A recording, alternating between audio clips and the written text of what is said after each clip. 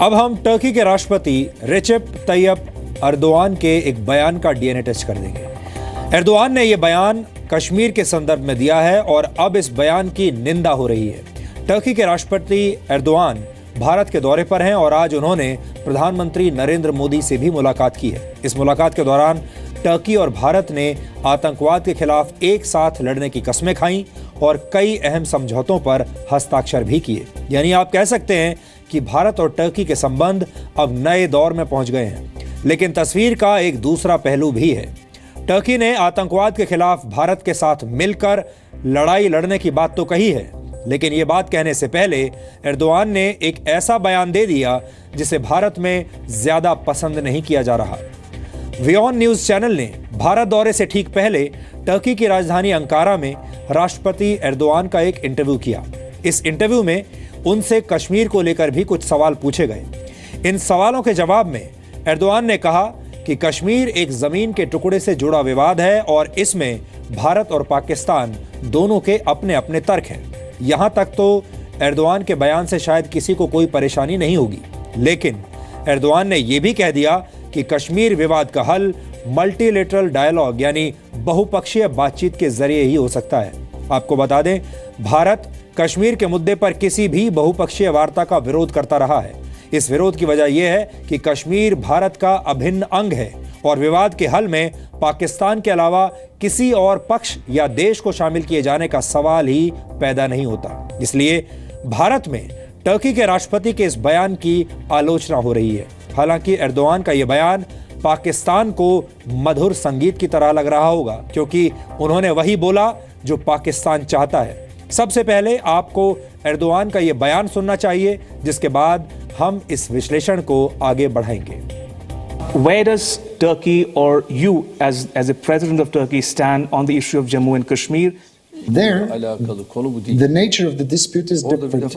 There is a territorial dispute. Orada toprak sorununa varıncaya kadar And birçok Pakistan is pursuing, as a state, her own thesis and her own arguments, and they are right. And India, as a state, is pursuing her own agenda and her own arguments, and they are right too. We shouldn't allow more casualties to occur. Fırsat vermeden And by strengthening ikili diyalogları multilateral dialogues, we can be involved, and through the multilateral dialogues, I think we have to seek out for ways to settle this question once and for all, which will provide great benefits to both of the countries.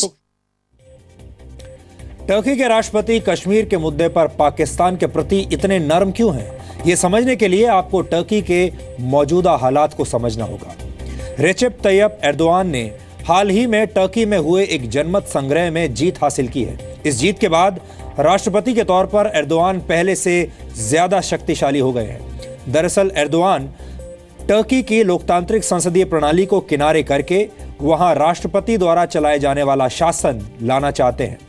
जो जनमत संग्रह Erdogan ने जीता है, उसके मुताबिक Turkey में प्रधानमंत्री के पद की अब कोई जरूरत नहीं होगी, यानी अब वहां प्रधानमंत्री नहीं होगा, क्योंकि सरकार के ज्यादातर बड़े फैसले राष्ट्रपति खुद लेंगे।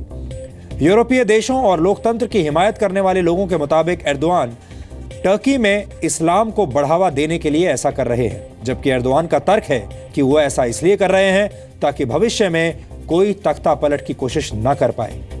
आपको बता दें कि जुलाई 2016 में टर्की में तख्ता पलट की एक नाकाम कोशिश की गई थी और राष्ट्रपति एर्दोआन उसके बाद से ही खुद को लगातार ताकतवर बनाने में जुटे हैं। पिछले वर्ष जब एर्दोआन के तख्ता पलट की कोशिश की गई थी, उसके बाद टर्की की करीब 85,000 मस्जिदों से अपील की गई थी कि लोग एर्दोआन के समर्थन में आगे आएं।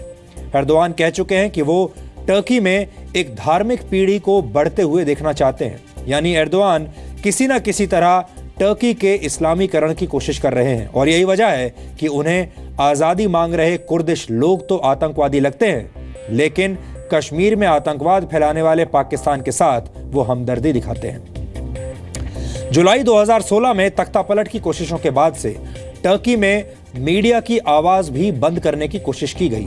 अब ये बात आपको ध्यान से सुननी चाहिए।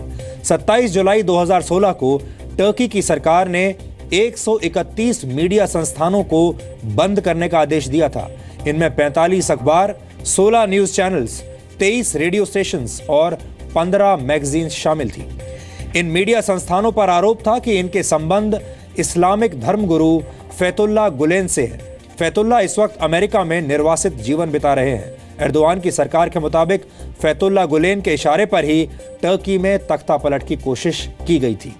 तख्ता पलट की कोशिश के बाद से टर्की में हजारों लोगों को गिरफ्तार किया जा चुका है। इतना ही नहीं, टर्की में ऐसे लोगों को भी गिरफ्तार किया जा रहा है जिनके मोबाइल फोन्स में बायलॉक नामक एप्लीकेशन पाई गई है। सरकार का दावा है कि इसी ऐप पर बातचीत के जरिए तख्ता पलट की साजिश रची गई थी। टर्की अब एक मुस्लिम बाहुल होकर भी लोकतांत्रिक और धर्मनिरपेक्ष मूल्यों पर चलने वाला देश रहा है, अब तक रहा है। लेकिन अब धीरे धीरे टर्की का झुकाव कट्टर इस्लाम की तरफ बढ़ रहा है और शायद यही वजह है कि राष्ट्रपति एर्दोआन को कश्मीर पर पाकिस्तान का पक्ष भी भारत जितना ही मजबूत लगता है।